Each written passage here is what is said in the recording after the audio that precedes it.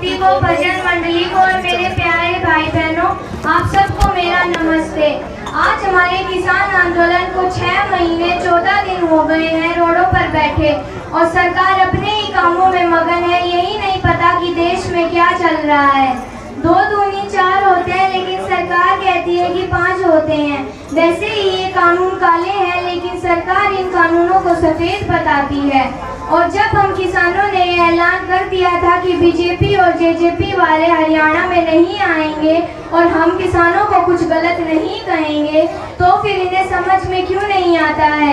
या तो इन्हें कुछ समझ में आता ही नहीं या फिर ये समझदार ही कुछ ज़्यादा हैं। और हम किसान भी कुछ कम नहीं हैं। हम किसान इनकी सारी मरोड़ निकाल देंगे, क्योंकि 36 बरादरी के भाईचारे में इतनी ताकत है कि अगर हम ये सरकार दे सकते हैं तो इस सरकार को हम छीन भी सकते हैं।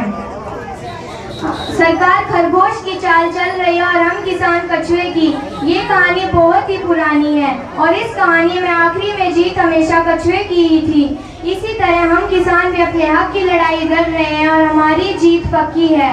हमारी जमीन हमारे पूर्वजों की धरोहर है और हम इसे नहीं बिकने देंगे। सरकार ने बैंक, रोड, पानी, बिजली, अस्पताल, स्कूल सब कुछ बेच दिया और अब किसानों पर निशाना साध रहे हैं कि हम किसानों को बेचेंगे। लेकिन हम किसान सारी दुनिया का पेट भरते हैं। हम किसान अन्नदाता हैं, लेकिन शायद ये सरकार अन्न नहीं खाती, क्योंकि अगर ये सरकार अन्न खाती तो फिर अन्नदाता को आज रोडों पर नहीं बिठाती। तो ये सरकार आज अन्नदाता को रोडों पर नहीं बिठाती और हक मांगने पर जेल जैसा कानून नहीं बनाती। लेकिन हम किसान भी कम नहीं हैं। हम किसान तीनों कानून एमएसपी की गारंटी के साथ वापस देकर ही रहेंगे सरकार को। और हमारी माताओं का सम्मान करना तो इन लोगों को आता ही नहीं है। ये तो देवेंद्र बबली ने टोहाना में सबको दिखा दिया, लेकिन और हमारे 3 भाइयों को उन्होंने जेल में डाला।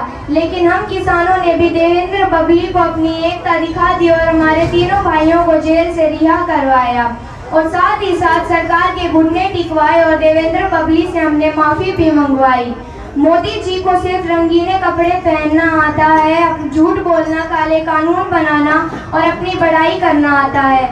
मोदी जी कहते हैं कि बेटी बचाओ बेटी पढ़ाओ, लेकिन ये खुद उन बेटियों के लिए स्कूल बंद कर रहे हैं, टीचरों को घर पे बिठा रहे हैं। लेकिन आज उन्हीं बेटियों को बीजेपी और जेजेपी के गुंडों से बचना चाहिए। इसीलिए बेटी बचाओ बेटी पढ़ाओ, लेकिन जेजेपी के गुंडों से भी बचो। ये तो लाल बहादुर शास्त्री ने नारा दिया था, जय जवान जय किसान। चौधरी चरण सिंह ने कहा था कि देश की खुशहाली का रास्ता खेत और खलियान से होकर गुजरता है। जब इतने बड़े बड़े लोगों ने ये नारे दिए थे, इतने बड़े बड़े लोग किसानों की तरफ थे, तो मोदी जी की क्या मजाल है? वो उनकी क्या हिम्मत है कि वो तीनों कानून वापस नहीं देंगे। हम किसानों को जब तक हमारी लड़ाई लड़नी होगी हम लड़ेंगे। हम इस आंदोलन से नहीं उठेंगे, अपनी पूरी हिम्मत लगा देंगे। खून पसीना बहाना होगा वो भी बहाएंगे, मर मिट जाएंगे, लेकिन अपनी जमीन को नहीं बिकने देंगे। कोई गलती हो तो माफ करना। जय जवान।